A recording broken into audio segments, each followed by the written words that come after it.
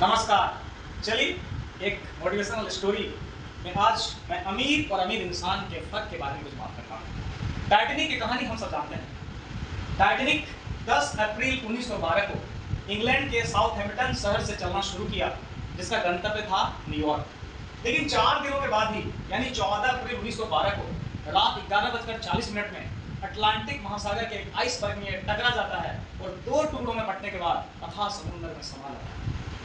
उस जहाज पे लगभग 2200 लोग सवार थे। 700 लोगों को लगभग रेस्क्यू कर लिया गया, लेकिन 1500 लोग समुद्र में समा गए। ये विश्व की एक बहुत बड़ी त्रासदी मानी जाती है।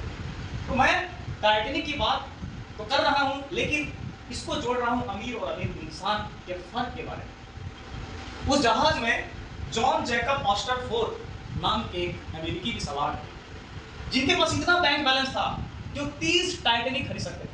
लेकिन जब रेस्क्यू बोट उनको बचाने के लिए आता है तो अपने जान को जोखिम में डालकर 2 जो सहमे हुए बच्चे थे उनको बैठा देते हैं, उनकी जान को बचा लेते हैं। उसी टाइटैनिक पर इसिडोर स्ट्रॉस नाम के एक अमेरिकी थे, जो एक डिपार्टमेंटल स्टोर मेसी के को फाउंडर थे। उनके पास जब रेस्क्यू बोट बचाने को जाता है और उनकी बारी आती है, वो अपना जो उनका चांस था वो अपने नौकरानी जिसका नाम था एला बर्ट को दे देते हैं।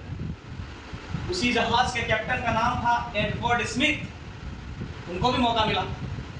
उसी जहाज में सवार थे उस जहाज के ऑनर जिनका नाम था एंड्रयू थॉमस, उनको भी मौका मिला। लेकिन ये दोनों कैप्टन और ऑनर अपने जान को जोखिम में डालकर जितने भी निरीह औरतें थी और जितने भी मासूम बच्चे थे उनको बचाने में वो चांस दे दिया। तो मैं बात कर रहा था अमीर और अमीर इंसान के बारे में।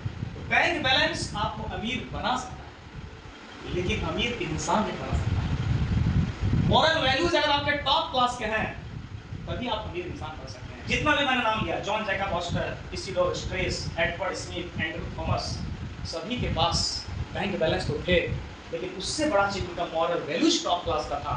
यानी जान और दौलत की परवाह किए बिना नैतिक मूल्यों की लोगों ने तरजीह दी। इसलिए इस कहानी का मैसेज है कि अमीर बनिए, पर अमीर बनने से पहले अमीर इंसान बनिए। धन्यवाद।